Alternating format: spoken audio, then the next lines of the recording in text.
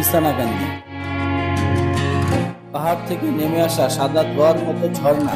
হ্যাঁ বন্ধুরা, আজ আমরা আপনাদের নিয়ে যাচ্ছি সিলেটের গোয়াইনঘাটে এমন দুটি স্বর্গে, যেখানে এলে মনে হবে মেঘ, পাহাড় আর পাথর যেন এক হয়ে গেছে।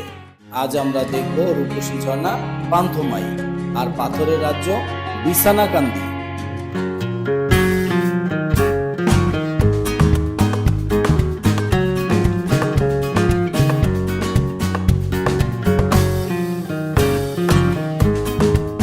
আজকে আমাদের যাত্রা শুরু জাফলং থেকে। আপনারা চাইলে ঢাকা থেকে যে কোনো বাসে সিলেট কদমতলী আসবেন, তারপর সেখান থেকে সিএনজি, লেগুনা অথবা বাসে করে আসা যায় বিছানাকান্দি। বাইকে করে আমরা রওনা দিলাম পান্থমাই ঝর্ণার উদ্দেশ্যে। আমরা যাব পান্থমাই গ্রামের ভিতর দিয়ে। যেহেতু আমরা বাইকে যাচ্ছি, তাই ভিতর দিয়ে যাওয়া যাবে, তবে সিএনজি নিয়ে যেতে হবে গোয়াইনঘাট ঘুরে। এই রাস্তায় চলাচল করে ভয়ঙ্কর কিছু অভিজ্ঞতা সঞ্চয় করলাম আমরা। যাত্রার শুরুতেই পেয়ে যাই খুব সুন্দর একটি রাস্তা, যার দুই পাশে চা বাগান। আকাশে মেঘ আর চা বাগানের ভিতর দিয়ে বয়ে চলাটা বেশ ভালোই লেগেছিল আমাদের। কিন্তু এই ভালো বেশি সময় স্থায়ী হলো না। বৃষ্টি হওয়ার কারণে রাস্তার জায়গায় জায়গায় গর্ত ও পানি জমেছিল। যেহেতু রাস্তাটি কাঁচামাটির, তাই প্রচুর কাদা হয়েছিল। কাদা থাকুক আর যাই থাকুক, তোয়াক্কা করি না কোনো কিছুর। যেতে হবে পান্থমাই ঝর্ণা।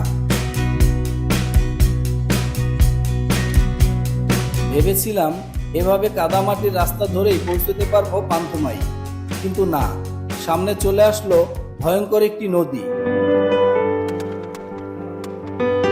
যেখানে নেই কোনো নৌকার ব্যবস্থা। পার হতে হবে হেঁটে হেঁটে। তবে সাবধান, পানি কম থাকলেও পানিতে অনেক স্রোত। তবে বাইক মামাও পার হলো তার নিজের ইঞ্জিন দিয়ে। তবে বর্ষায় নদীতে পানি আসে, শীতকালে থাকে টনটনে শুকনা। পান্থমাই ঝর্ণা স্থানীয়ভাবে ফাটাছড়ি বা বড়হিল ঝর্ণা নামে পরিচিত। ভারতের মেঘালয় রাজ্যের পাহাড়ে অবস্থিত হলেও এর অপরূপ সৌন্দর্য পিয়াই নদীর তীরবর্তী সিলেটের পান্থমাই গ্রাম থেকে উপভোগ করা যায়। সবুজ প্রকৃতি ও মেঘালয় পাহাড়ের ঝর্ণা দেখার জন্য বর্ষাকাল ভ্রমণের সেরা সময়।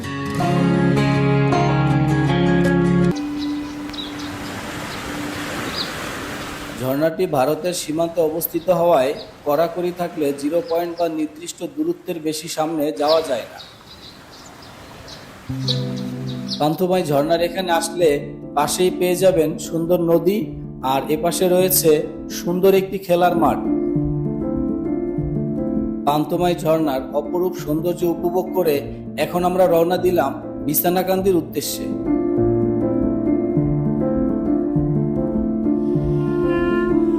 এই নদী পার হয়েই যেতে হবে হাদারপাড় বাজার।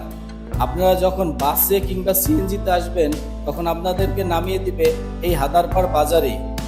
যেহেতু আমরা জাফলং থেকে এসেছি, তাও ভিতর দিয়ে, তাই জন্য আমাদের এই নদী পার হয়ে পৌঁছতে হবে হাদারপাড় বাজার। এখান থেকে আপনারা চাইলে নৌকা রিজার্ভ করেও যেতে পারবেন বিছানাকান্দি, আর অটো কিংবা মোটরসাইকেল নিয়েও যাওয়া যাবে বিছানাকান্দি।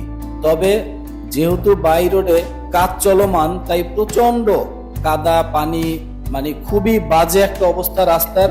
তো আপনাদের জন্য ভালো হবে যদি এখান থেকে নৌকা ভাড়া করে বিছানাকান্দি ঘুরে আসেন।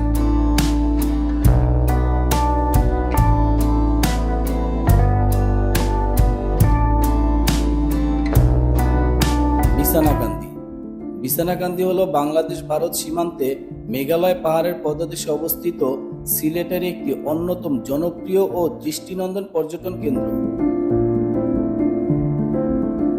এখানে খাসিয়া পাহাড়ের বিভিন্ন স্তর এসে এক বিন্দুতে মিলিত হয়েছে এবং পাহাড় থেকে নেমে আসা উমুক্রেম নদীর স্বচ্ছ শীতল পানি থরে থরে সাজানো পাথরের উপর দিয়ে বয়ে চলে, যা দেখতে অনেকটা পাথরের বিছানার মতো মনে হয়।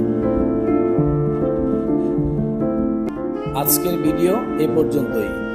দেখা হবে নতুন কোনো জায়গায় নতুন কোনো কোনো ভিডিও নিয়ে।